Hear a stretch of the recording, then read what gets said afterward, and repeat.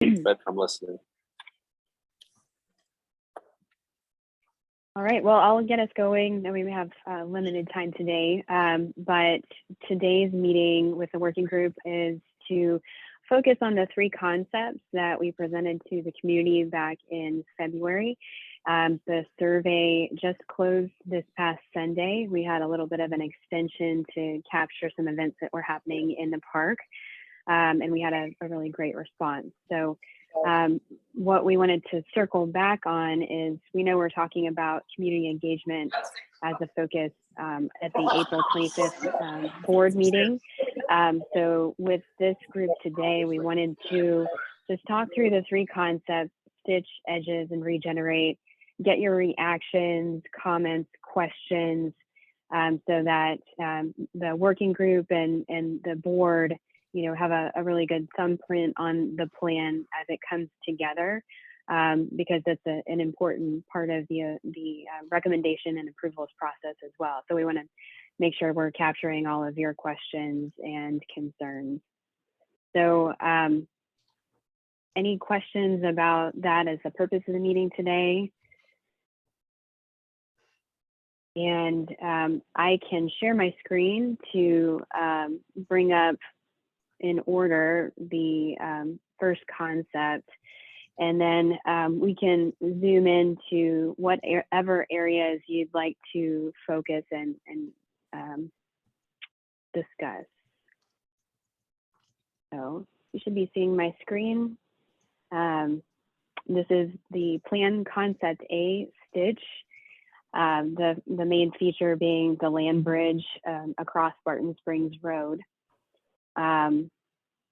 So anyone want to start with a question or comment about this one? And our team is going to be taking notes and capturing questions. If there's anything we need to follow up on, we'll make sure to note that and get that over to you through Tim.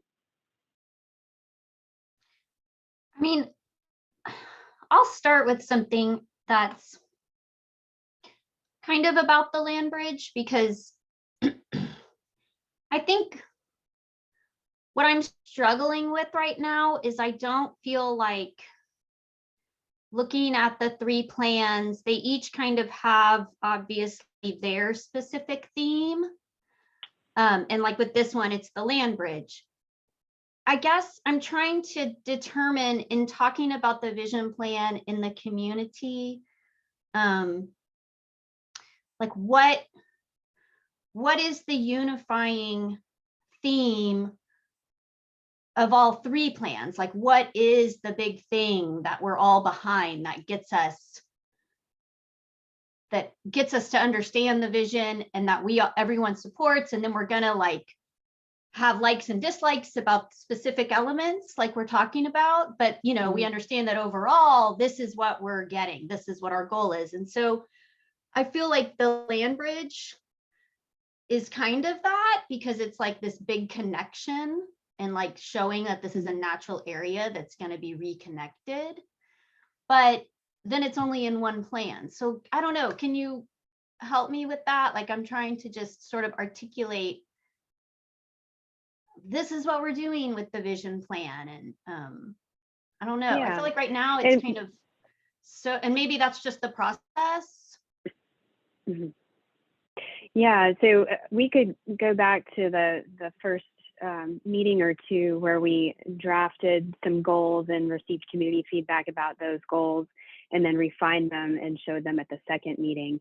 And we haven't set those aside, but from a presentation standpoint with the community, you know, it takes a lot of time to go through the goals, but those are available for viewing on the website. But I think, to answer your question about what are these 3 plans, what is the driving force behind these 3 plans, is that set of goals and the guiding principles.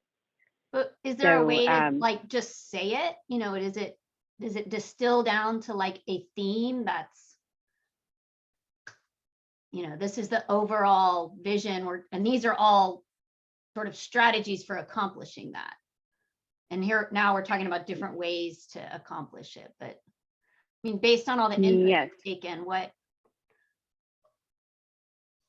Well, I don't have that pulled up right now because we were just focusing on the plans today, but understanding about revisiting that. Sunny, do you have that up where you could share that as a reminder? I've seen the guiding principles. Like I'm familiar with that from those first 2 meetings. I just didn't know if through the whole process, we moved forwards and then there was something that just, anything that is the connection, the through line of the 3 plans, because but I guess maybe we don't have that yet. Well, so the thought process behind the 3 plans was more to express ideas that could float to the top from each of them and not have the community pick the one plan that they really like, and that's the one we're moving forward with. So, okay, yeah. Right, so they're thematically titled and built around some of the big ideas purposely so that people could remember, as an element and kind of revisit that idea and the ideas in that plan. But moving forward, hypothetically, let's just say the land bridge and the connecting bridge across Lunef Point were some that from the different concept plans rose to the top, and those would be coming together into the plan, the singular plan as we move forward. Is that something that there's a lot of support expressed for, the Lunef Bridge? It was just a hypothetical. I was trying to pick elements from the different plans. All right, well, thank you for that. Yeah. Claire, I appreciated that because I see this, just being part of the design process, and that's what seems like you're laying out. It was never a choice. We're going to have one design or the other. It was just setting up the elements that will create that community feedback that will ultimately give us that one draft plan that we again, put input into. I guess what I'm saying is I understood that they weren't competing also. What I'm having trouble explaining to people in a concise way is just simply, this is what we're doing with the vision plan. This is the goal. And then the 3 plans are just showing you different strategies to get there. But I feel like we're at a point in the process where in order to keep people engaged and also just, building solidarity that what we're doing is important. And, I'm just trying to identify something that everybody can grab onto and be in support of as we discuss likes and dislikes of different components. So, yeah. And I guess for me, how I've been communicating, and I don't know if this will work for the communities that you're talking about, but we're addressing a lot of the issues that Zilker currently experiences. And we're doing that vision plan to improve those issues and to take Zilker in the next 40 years. And some people I've heard say 100 years. I've been telling people, 30 to 40 years is what this vision plan is for us, for that strategic direction. And I think when people see the parking in the area, that speaks very much real to them. When they see the soils in the area, that speaks, very much to them. When there's different conversations happening, relating to programming, and so it'll be interesting through this process. What comes to the top on where the programming should go, or what programming we should have and where it should go, or in case what programming do we eliminate. So that's kind of how I've been communicating it. Okay. Yeah, and board member DePalma, that's right. We're a lot of that more visioning, big ideas was done at the initial stages, and now we're drilling in more into the details here. But it is an important reminder that we do need to link back to the original vision for the plan, which has not really changed since that initial round of feedback, and such as vision and mission should be, is that's your guiding principle, that's your guiding star of what the plans, wherever they go, should ultimately respond to.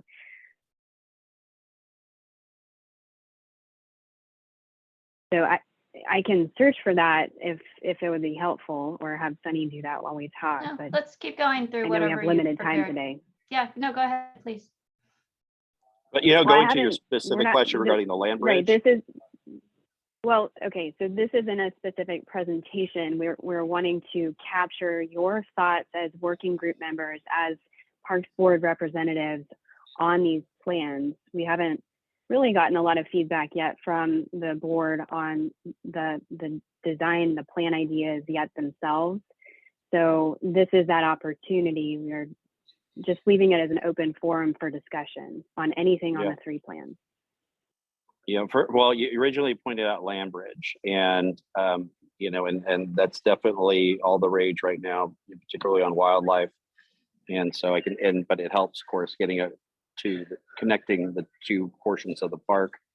And so, yeah, I'm good with it. I guess the question I have is on the ADA side, and I see that the pathway goes east and then crosses over, and I'm assuming that is to give that ADA, you know, having it the ramp, you know, that particular, what I'm looking for, you know, angle, basically the angle of the path. The to be able pathway, to- right. Yeah. Yes. So all of a sudden you're just so not, when you're not were- climbing. Right. When we were laying this out, we were looking at accessibility, sloped sidewalks. So everything that we're doing, these plans, accessibility, if you revisit our goals and driving principles, is a major factor of how these plans move forward. And on this one, how do folks enter the parking garage? Because I think this is the one that has the parking garage underneath the land bridge. That's correct. So you're coming along Barton Springs Road, you turn in here, and you are entered in. So through our feedback that we've received and our drill down meetings that we're having with folks like ATV, it's understood that we'll likely need another egress from the parking garage somewhere in this vicinity, but that would be figured out as we move forward into this next stage of design. And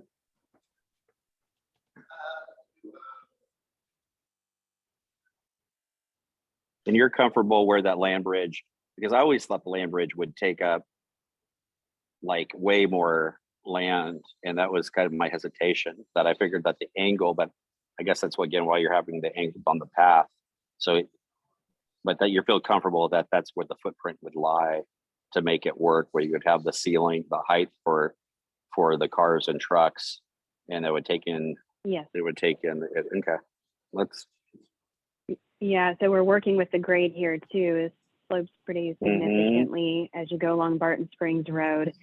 And so this spot would be 15 feet or so at the base at a minimum above Barton Springs Road. And of course, as this slopes down, this point would be a little bit higher above the road. This would be even across the land bridge.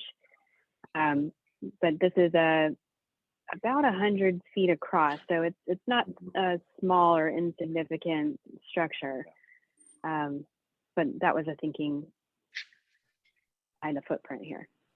Okay, great. Well, I would say that I have I'm comfortable like being in this meeting, sort of asking questions about how the plans work and some of the analysis that has been done. I completed the community survey online and have participated in the Zoom meetings. I don't want, and I will, in the public board meetings, I will be much more comfortable giving like my specific personal opinions or opinions that I've heard from community members, especially in District 5. But I don't at this time want like my thoughts to really have any outsized influence. Not that they necessarily would, but I just feel a little bit of discomfort with the format since this is a private meeting. I will say, as far as I love Well, the it is, just the concept of to connecting. jump in, it is being recorded. this meeting is Yeah. recorded, just like all the other working group meetings, and posted Right, to the I website. understand. It's just So- not open to the public. And that's none of y'all's fault. I'm just saying that's how I'm feeling right now. What I was gonna say is what I would love to know about more of the plans. What it's hard for me to evaluate is, increase in things like impervious cover. So with an underground parking garage, we still got surface water flow, but like what is going on with the underground impacts? And so it's hard for me to say anything about the appropriateness of a parking garage in this location. And I know we're at concept phases and all of this, but I just say that that's a concern that comes to mind, with these kinds of suggestions. So, it'd be great to go ahead to that and to help inform other public members as well as other board members doing the parking analysis that maybe is just north of Lady Bird and just south of Lady Bird, whether it is over at what's being considered for the DAC to the Taco Cabana PUD and the Schlotzky's PUD or whatever it is that they're doing. Need to be able to kind of pull that information and what does that look like, and just the geotechnical concerns that we would need to make sure we would address, and then the opportunities like the watering of the lawn from water that does seep into a garage, which as I understood is a benefit. Right. So early on, we did an analysis of all of the potential parking around the park. So not just immediately within the park, but downtown, around Austin High, so on and so forth. So we have a good idea of where potential parking is, and with the idea on shared use garages in the vicinity, we've had calls. We're reaching out, seeking the ownership of some of these garages. In particular, I'm talking about over here by Barton Oaks and across the Mopac. I can't remember what this one is called. And as you can imagine, it starts to become a spider web of who manages it, who owns it. So we're still working through the possibilities there, but Well, and I've shared- officed at Barton Oaks Plaza. So yeah, buildings 1, 2, 3, and 4. And they've done special lease arrangements during ACL in the past. They haven't done it in the last few years because up until through COVID, part of it was the tenants needed access to the lots, for the building. So that it'd be always great. But, having office there, the parking lot would get full. So to me, us relying on that was a nice thing to look into, but I just couldn't understand the feasibility outside of a special event. I would say my experience is like I'm at the Zilker Girl Scout cabin 2 Sundays a month, and I always go, wow, that's like a ton of parking that's right there. I mean, it abuts so closely. And, post-COVID, it might be a very different situation. So it could be, but we're also looking at a plan for the next 40 years. And so I'd hate to rely on what we think the next year is going to be, dictate the next 39 after that.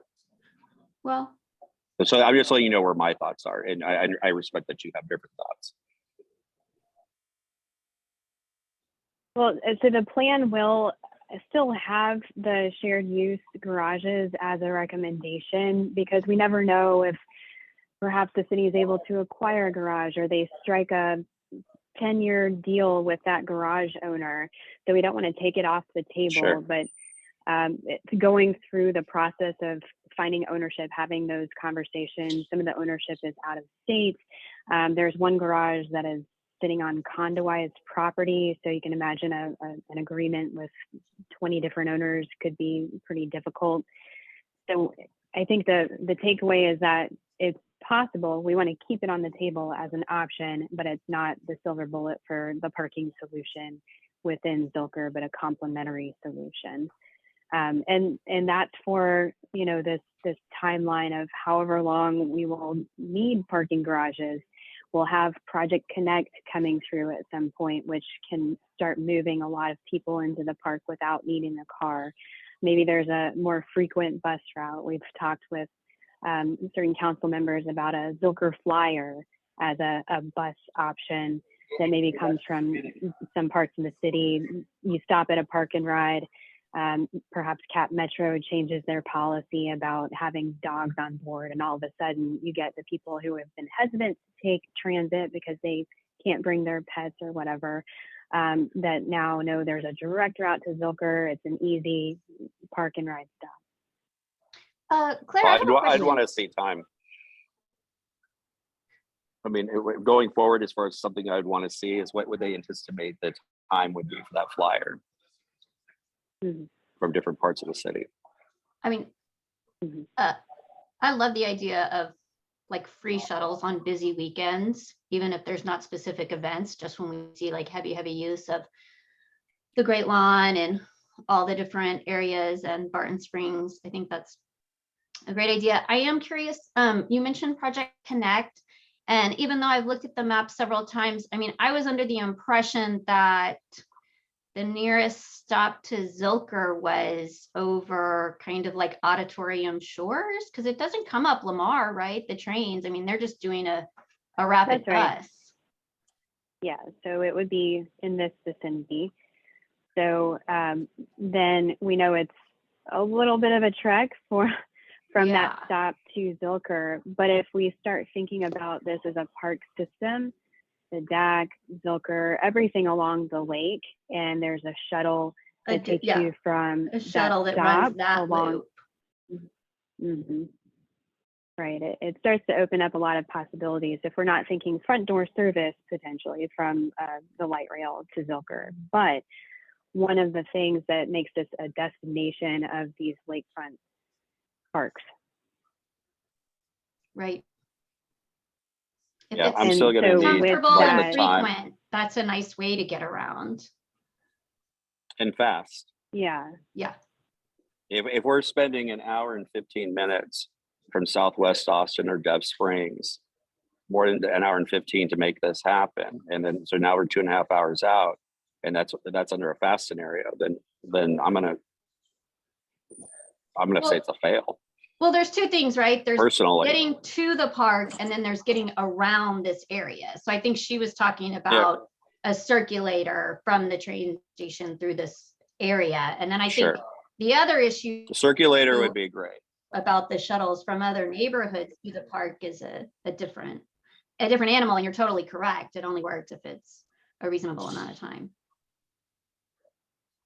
Right. And so as it relates to the vision plan itself, you know, if we're thinking about zooming out and capturing these potential ways to get to the park, then we need to make these last mile connections.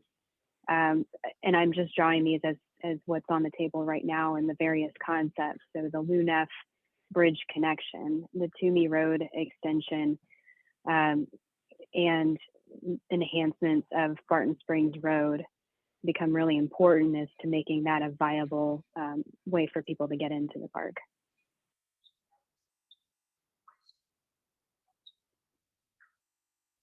Has Nelson Nygaard did any sort of like traffic analysis or anything like did they put input onto this?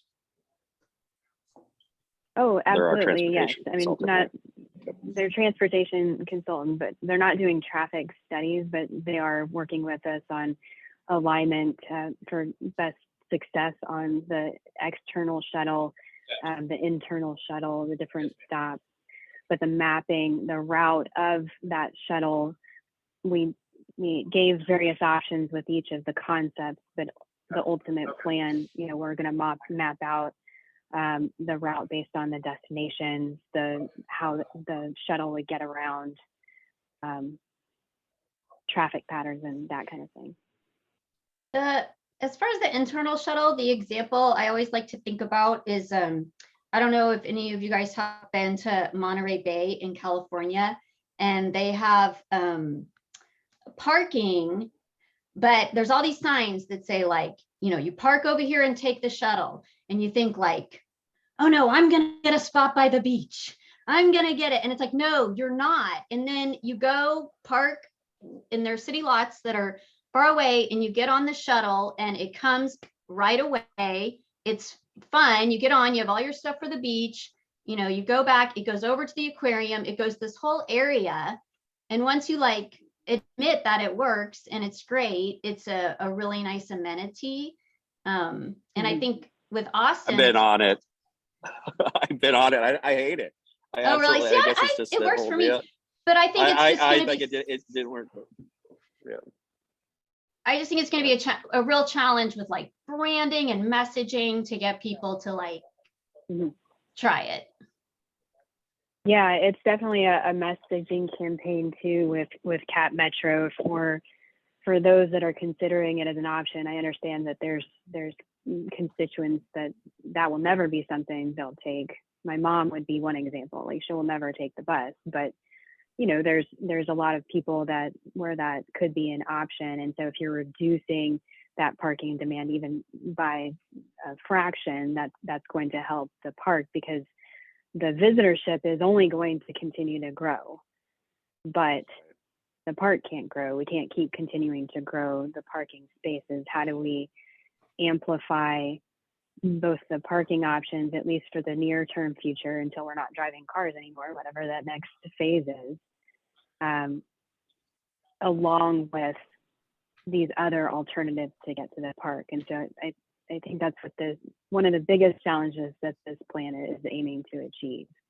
You might have had it in the initial presentations. Is there like hard data on projected increases in visitorship over the course of the vision plan? I'd have to go back and check that with our consultant. So we spent several months getting the visitorship numbers that are today, and we can start to project based on Austin population projections what that could be. They may correlate. I want to check with Charlie to see where he thinks that would be, but that's a good question for Member House. I mean, it seems like that would be a challenge, just in the event of what have we ever got Wall Tree Long up and going and looking great and being a different attraction. Well, we got John Trevino up and going to where that's a different attraction, and so I like the ones where for me, what's important that all our parks remain open and accessible to all of Austin. But I love the fact if we can go ahead and spread the utilization around. And so when you're looking at projections, I mean, it still is very much dependent upon what are the other options out there. And so, it'll be interesting to see what people come up with. What I think we all know, at least what I know, just for the 16 years I've been in Austin, every year that park is more and more crowded. And I love seeing the activity in the park and all the folks in the park, but it is frustrating. It is beyond frustrating. For so many of us to see the cars. I don't mind the people, but I mind the cars parked on the lawn and on places where it's actually parkland. And so I think that's one thing that is definitely the key. Talking about what are some of the key themes, that is a key theme that people are using the above ground, and I think I like this multi approach as far as addressing the transportation into the park, which includes underground garage. And you can see that growth and usage of Zilker reflected in the water as well, with the rowing, Texas rowing dock here having expanded into the water. Just the number of people that are on the water here on their rented or personal watercraft, and then just how crowded this is, the free part of the swimming area. So we're in with our conversations with some of the vendors that operate on the water. That's been a concern too, of how they can accommodate their growing clientele, but we can't grow the water spaces. So this plan is also looking to think through that conundrum as well. So we're not growing the parkland here. We're not growing the water, but we need to think through how to accommodate a growing visitorship that will happen. And maybe it doesn't parallel exactly with Austin's population growth, but more people coming will be more people to the park.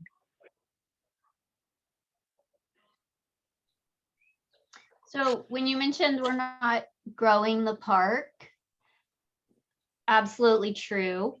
I'm curious about the feedback that's come, because I mean, one of the things that I've thought about, and I don't know that it lines up well with sort of the ecological protection aspect, but the west side of Mopac feels to me like sort of an underutilized area currently. Mm-hmm. Um, The preserve. Mm-hmm. yeah, and I don't, you know, I'm not, I just, it just feels like a large area that unless you're going obviously to the Nature and Science Center or kind of the Zilker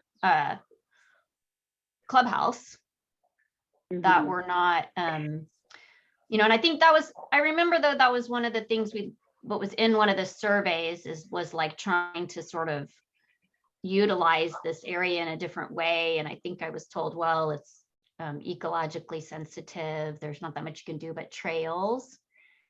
Yeah. But I don't know how any of the there's strategies kind of facilitate that, because it's, you're right, like we're not adding land, but like trying to use what we have more efficiently and maybe Mhm. provide more opportunities. I like that.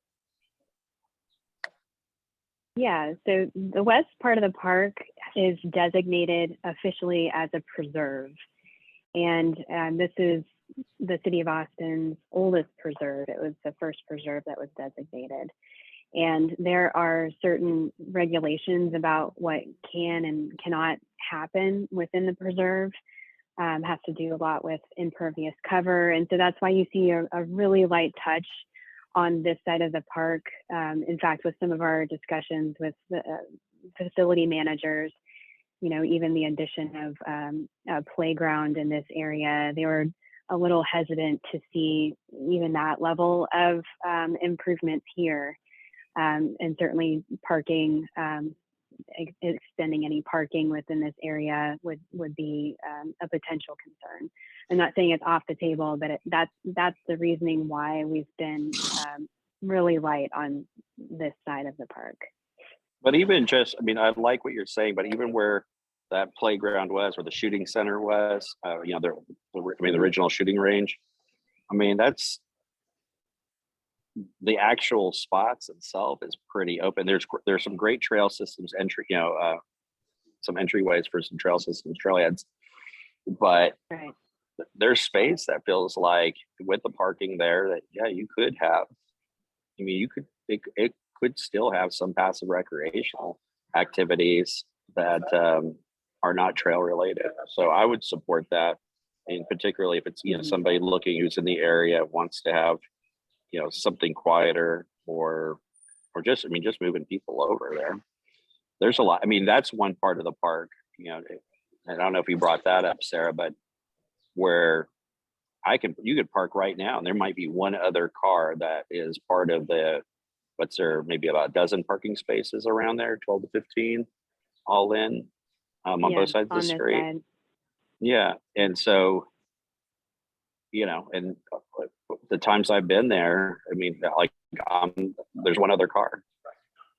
But anyways, that just supporting what Sarah was talking about, and not just there, but along particularly along the lake as well. Mm-hmm.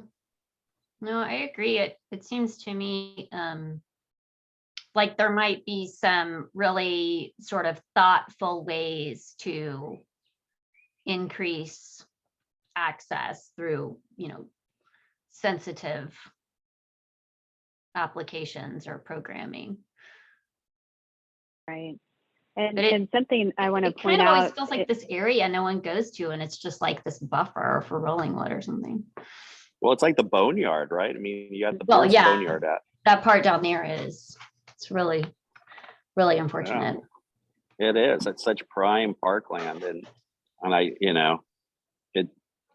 I don't know. I guess I would have to understand that. And hey, while I have you, Sarah, on the phone, one of the things I was, I guess, concerned about, and I know you'll have more information, or other folks on the call, but I noticed that some of the canopy over by going over by Mopac around kind of like where you have the mouse right now, by the golf course for the disc golf, like some of the canopy has been taken down and they're just doing some sort of civil work. Do you Mhm. know what that is? I've seen the construction work, but That- I'm not, yeah, this I is don't the know. I was a location of the new little, maintenance facility. it's a maintenance facility? Yeah, that's the new one. Yeah, so Oh, right, they're moving the Quonset hut maintenance facility that is about in this Okay. location over here. okay. Well, that's where that's done. Okay. Much larger. But yeah, I've had a lot of inquiries on it, and I'm glad you have the footprint of the building there. I don't think I realized that it was going that far, but that's probably on me. There's just Claire, a lot of trees removed. one question I have is, do all of the plans improve pedestrian and bicycle access along this road that we're looking at right now by the new maintenance facility? From this road and then all the way down to joining the main part of the park is actually quite treacherous for walkers and cyclists. The cars go fast. Do all the plans include bike lanes or walkways or anything? I mean, it seems like you could just slow the traffic down and make a bike lane or a shared use, whatever y'all call it, shared use path, without adding anything additional. It's just, since I've been more in this area, it's really it's funny once you open your eyes and you realize, wow, we really built a park for cars. Yeah, and that's how those roads function today. There's no sidewalk. You just have to pray that there's not going to be a car coming when you're on it. So we address that in different ways in the various concepts. In the one that we're looking at right now, concept A, it's shown in a different color, and this is called Columbus Drive, not named after Christopher Columbus, but named after the Knights of Columbus facility that the Macbeth Center used to be. So here we're saying we're disconnecting Columbus Drive for cars. And so cars would come in and loop around, and in a normal day-to-day would not be permitted to drive on this road. This would be intended for pedestrians and bikes. And the thought there is that making it safer from people coming from the Greenbelt, Violet Ground Trail, to cross into the park and go across the land bridge and connect without ever having to have that conflict with a car. But the other concepts we look at right now, I believe this road is one way, which is quite confusing, and it cleaning up at a minimum how cars would travel. But if we're hearing from the community that, the direction on where we take the roadway infrastructure, where cars will go and will not go, yes, we'll be taking a closer look at how we effectively connect the park for bikes and pedestrians. That's a major recommendation that we'll be doing. Okay.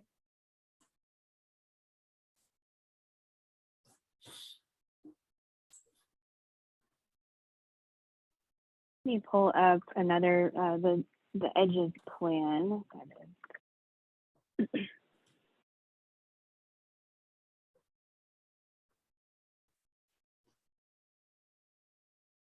So this plan, we had the parking garages at the perimeter, 1, 2, 3, opening up the park for more free of vehicles strategy.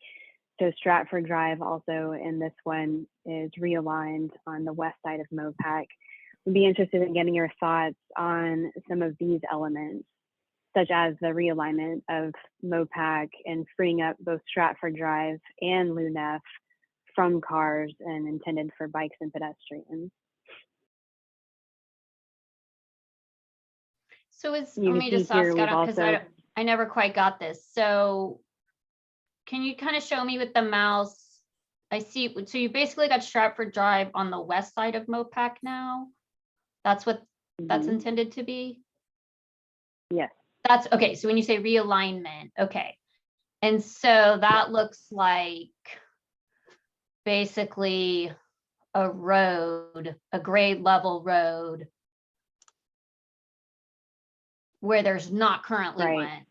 Okay. And it hooks up with that current access to the Nature and Science Center from that under this southernmost part of MOPAC. Okay. And so then now there's no car access along the whole.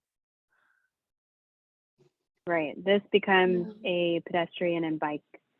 So one of the Pathway. things I wondered But- about when I saw this plan is, and maybe it's because the sports fields are moved, but like, is there a way to allow some vehicle access for unloading the soccer goals and equipment that they use? It felt to me like the people that, all the teams that have their sports down there, I didn't want to, I don't know if this is intended to sort of like end that type of use of the lawn and relocate it, but I don't know if there could be like a loading and unloading zone or something.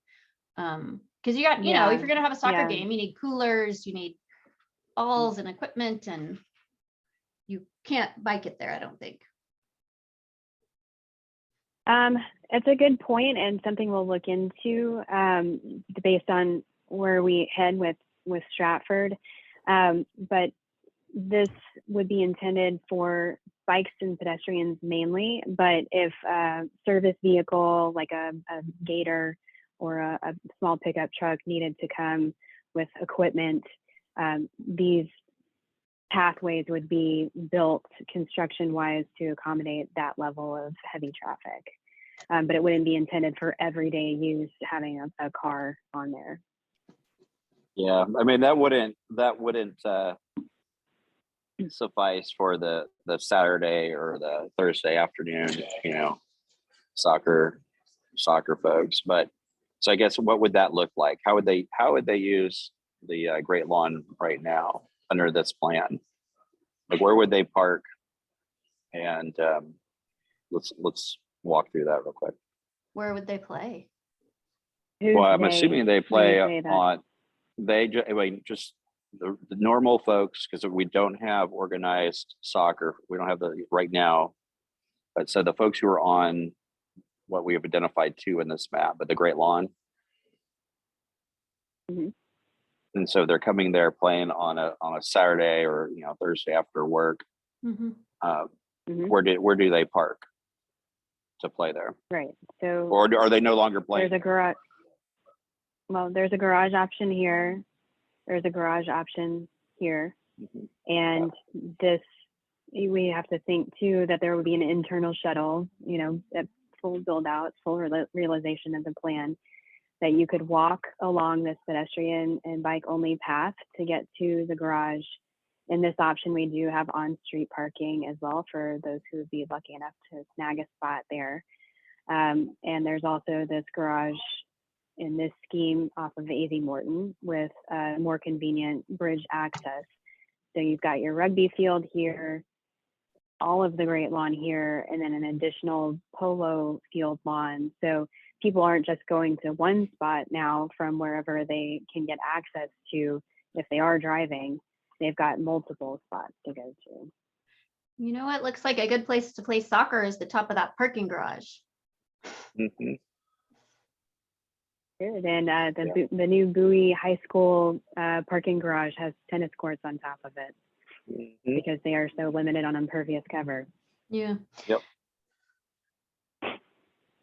And So we're trying to it do does, that at it does Austin feel High. like this plan, but with some sort of like access point where you can unload your picnic basket and your cooler in your sports equipment and then go park, have one person go park and return might be, if there's a way to include that, would be really helpful. Yeah, I agree. And I think we're going to run into bringing your car to same... the park is because you need to bring stuff, right? And then if it's otherwise, you don't maybe need to bring your car, depending on your circumstances, of course, and your location. And right. Yeah, and the same question will come up too with people who are bringing in their own personal kayak or stand-up paddleboard.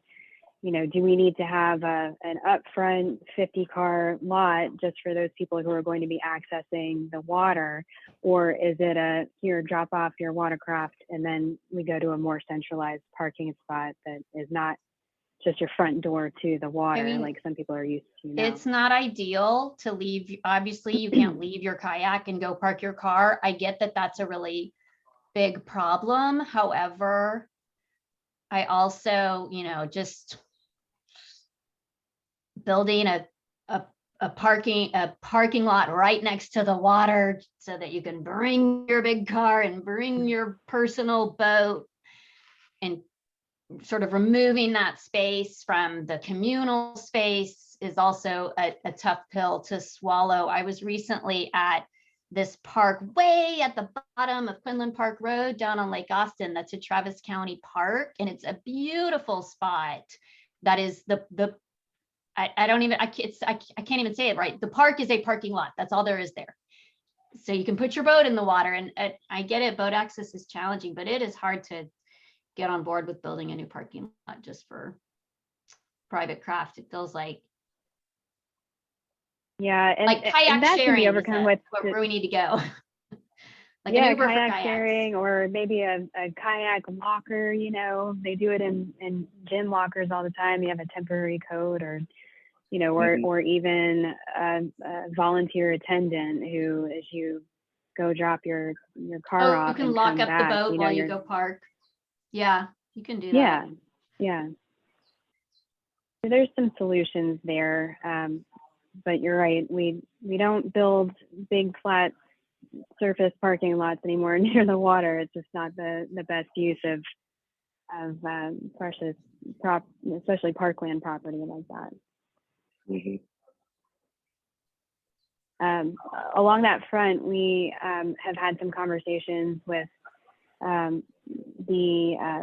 of the vendors along the water, and there was an interesting idea about there's a public dock immediately located right next to the rowing center currently. So you've got this mix of people who are renting watercraft versus people who are bringing their own. And those are actually two separate needs. One where they are bringing their own and need some level of drop off.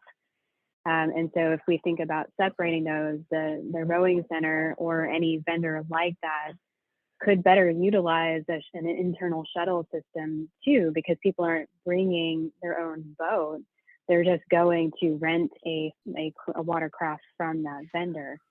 But if the public facility or the public dock is located maybe in this area or, another prime location along the water, then that helps some of the congestion that we've heard this area currently faces with people parking and bringing their own boats to those, what are two different facilities right next to each other. So two like tiny pieces of information I know about that is just that it is my understanding that the public launch over there by the rowing dock is a little bit easier to use for people who have like challenges with walking and carrying. It's like everything about it is a less of a grade than, say, if you're trying to launch over by Barton Creek. And so I think is used more often by people who might have mobility challenges for launching their private boats. So, just moving it somewhere else, you would want to make sure that it was moving it to a location that had similar accessibility. And one place that does, I think, and I'm curious about is, that like sort of floodway turned boat launch right across from Austin High that crosses the trail. Right here. Where, where there's that dip in the trail and there's that concrete like sluice or whatever it is. It's right here. That's a pretty easy boat launch to use too. And I don't know if there's any thought about like formalizing that in order to, because there's parking along that street available, but it's maybe not as well known as some of the other spots. That's a good point. Yeah, and I've used that boat launch myself, and it is really easy. And you can usually find at least one spot over there. But I like this idea of exploring beyond Zilker boundaries for programming things such as that public dock and helping with congestion. We can't really help the congestion within the water itself, but spacing these different launching points is something we'll keep in mind. Well, I know we're over time. It's 1:04. I appreciate board member Faust, I appreciate y'all. You're on a deadline. Yeah, and I should get back to. I know my team is texting me, and so I need to get back to them. But this was really helpful, and I really do appreciate the accessibility components, in particular what board member Faust had brought up on on our on physical abilities, specifically with that boat launch, and it's good to hear get some additional information that you provided today. Okay.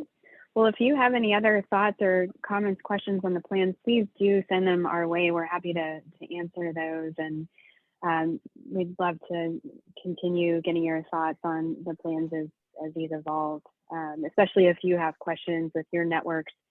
Just send them our way. We're happy to answer.